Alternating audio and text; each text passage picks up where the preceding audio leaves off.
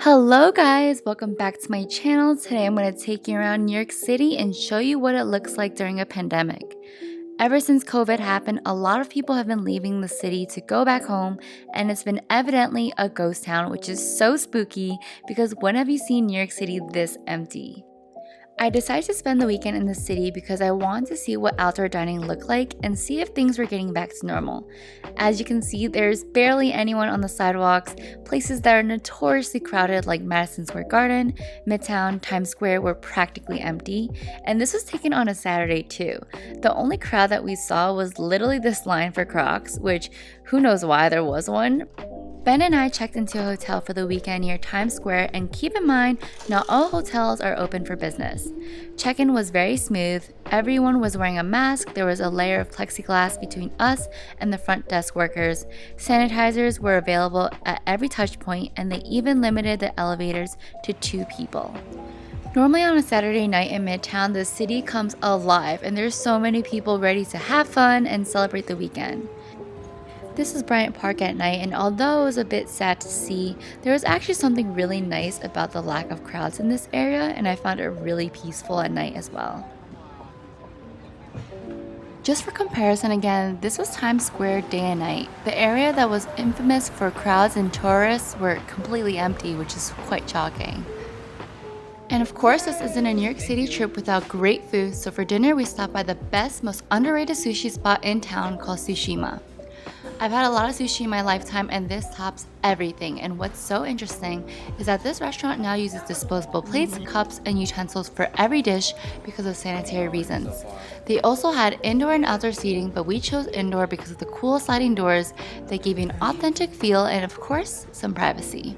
This was taken during Sunday brunch, and once again, there was barely anyone in sight. A lot of people were outside, but I wanted to sit inside because there's something about dust and New York City pollution in my food that just doesn't feel right. But if you want the best churros and tapas, you must try Boqueria in Midtown. Ugh, it's to die for. Next, we explored Soho, and this was surprisingly the most crowded spot in the city. It almost seemed like things were back to normal for a bit, but I guess everyone just wanted to go shopping today. But if you're ever in the area, you must stop by Showfields, which is marketed as the most interesting store in the world. You step inside a gold-foiled elevator with a cute mirror inside and enter a 3-floored immersive retail experience that ranges from fashion to beauty to home technology. Showfields brings together the most innovative, design-driven brands from all over the world and gives them a platform to showcase their products. It's also a great place if you want to discover up-and-coming brands, and they change their displays every few months, so you'll always find something new.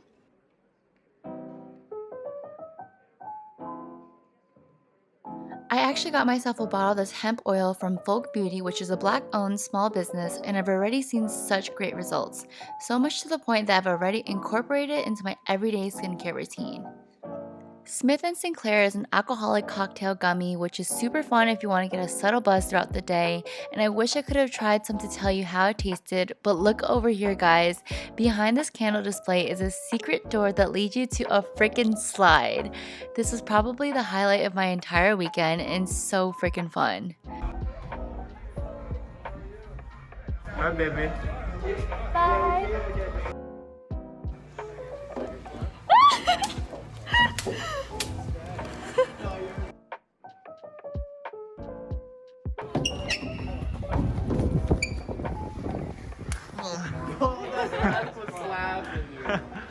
The second floor was all about home technology items, so we got to see Yogibo, which sells a bunch of cute beanbags and body pillows. There was also a section nearby where they sold digital art frames where you can slide and tap to change the images, which was really cool, but they also costed $400. And there was a large section where they sold teeth whitenings, which is actually pretty cool because we got to try them out. And these instantly lighten your teeth, leaving it pearly white and minty. So it's perfect when you have any coffee, wine, or tea stains throughout the day. I filmed the rest of the second and first floor, which is primarily going to be beauty products, and I'm just going to be quiet and let you guys see how cool each of these displays are because they are so beautifully designed.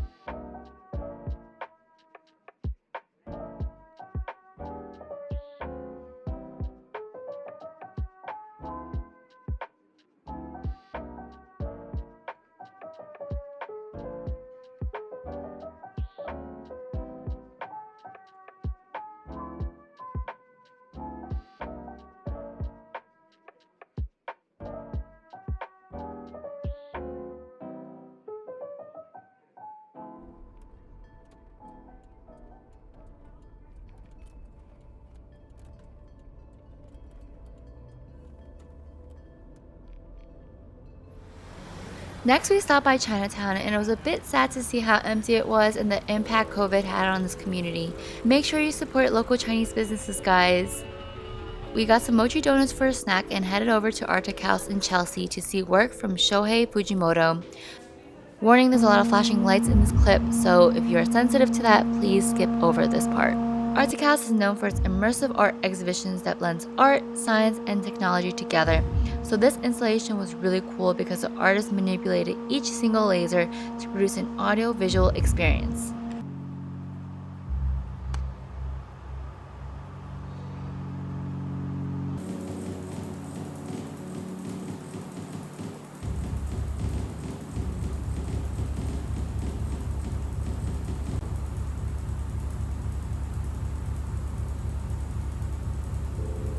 Chelsea looks beautiful on this Sunday morning with no one in sight. Ben and I wanted to grab some brunch, and we found this stunning rooftop restaurant called RH Rooftop. They have a bunch of locations across the country, but guys, come on, look at this decor. It's breathtaking and so bougie looking. Had some yummy avocado toast and fresh juice, and then headed downstairs to check out the furniture because if you didn't know, RH is a luxury furniture store. So here's Ben being silly and just putting these clips out there for manifestation purposes because one day I'll be able to shop and furnish my future home from this place.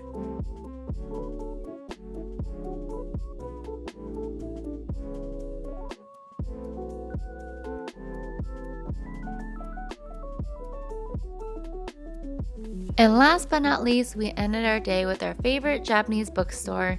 Thank you so much for coming along this quick trip to New York City with Ben and I. I hope you enjoyed this video, and I'll see you in the next one.